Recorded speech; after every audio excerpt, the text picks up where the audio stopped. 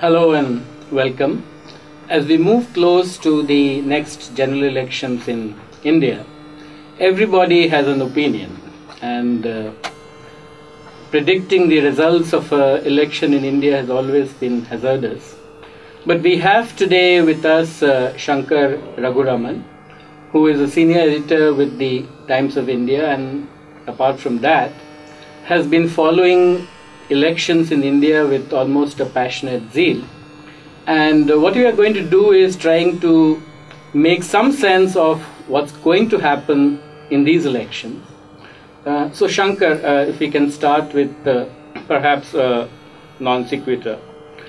Recent reports in some newspapers suggest that the bookmakers are putting their money on Manmohan Singh.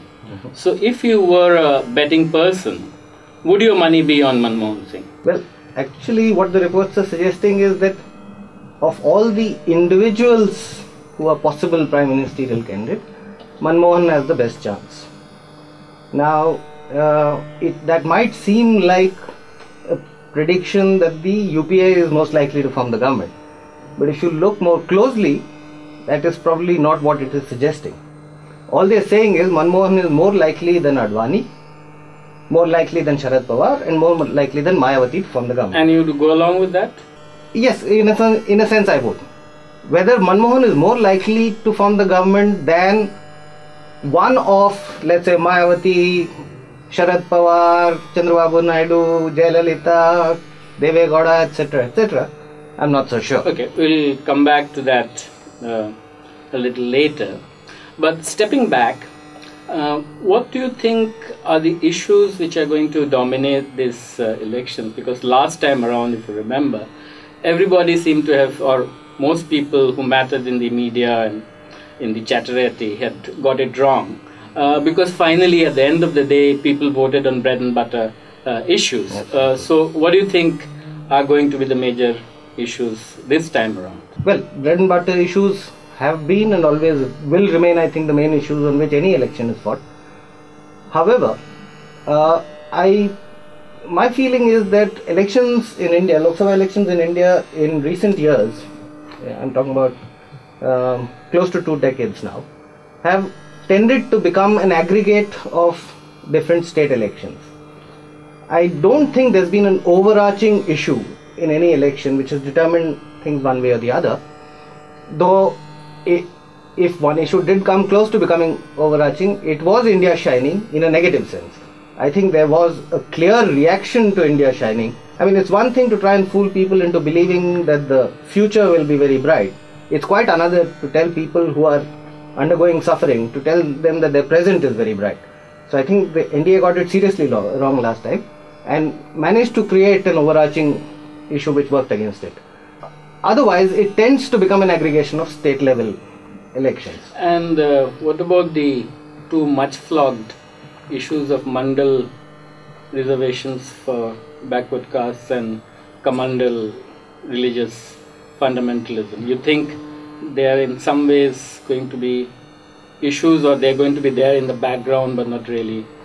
Well, they will certainly be there in the background, but as far as Mandal is concerned, I think what's happened since the time when the Mandal reservations were introduced is that across particularly North India, most parties have, some very willingly and some less willingly, come to accept the fact that there is a growing aspiration among intermediate castes to grab some share in power, since they have already in some sense acquired economic power of sorts. So that's something that's happening across parties. So it's no longer really a distinguishing feature between parties. So it's difficult to call it an election issue. Exactly. In that sense. In that sense, it ceases to be much of an election issue. As for Kamandal, the religious dimension, there again I think, as the BJP has found out, it's past its use by date.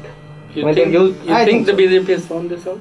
I think they have. If you notice how often now they keep insisting that while they have not given up on Hindutva, they will campaign on a pro-development plank and so on. It's essentially an admission that you can't keep fooling all the people all the time. And post Mumbai, terrorism as an issue and linked to the issue of the Hindutva votaries? Is that somehow going to come to fore, or is it just a media hype in some sections? Yes, I think there's a substantial amount of media hype on it. I don't think it's only hype. I'm sure that largely in the metropolitan cities, terrorism is an issue because people have experienced it firsthand. So yes, it is an issue, which doesn't necessarily again mean that it becomes an election issue, because in order for something to become an election issue, not only must it be important, there must be a clear distinction between parties on that count. And I think the broad sense one gets from particularly the reaction of Mumbai to Mumbai is that they're convinced that no political party has the wherewithal to deal with the problem or even has the intention to deal with it. I also think that for large parts of semi-urban, rural India, terrorism is for all practical purposes not an issue at all. No, just trying to wind up the issue of issues. The UPA and especially the Congress went to town on the Indo-US nuclear deal and also was prepared to put its government on the line on this. But do you think it's something that's going to benefit the UPA in any way in these elections? I won't at all think that it would benefit them in any way. I mean, if they have any sense, I don't think they will even expect to benefit from it. On the other hand, I don't think they're going to lose very much as a result of that issue either. The nuclear deal itself, I think, is a non-issue electorally. On the other hand, closer ties with the US are potentially a problem. Large parts of the Indian population, I think, still are very, very suspicious of Uncle Sam, and with good reason.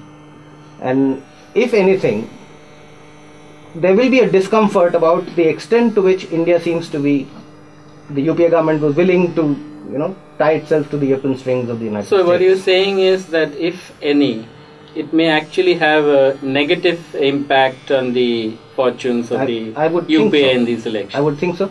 Though again, as I said, I don't think it will be a major impact. But at the margins, it will make a difference in some places. In some states, it might make more of a difference than others. In Kerala, for instance, I suspect it will make more of a difference.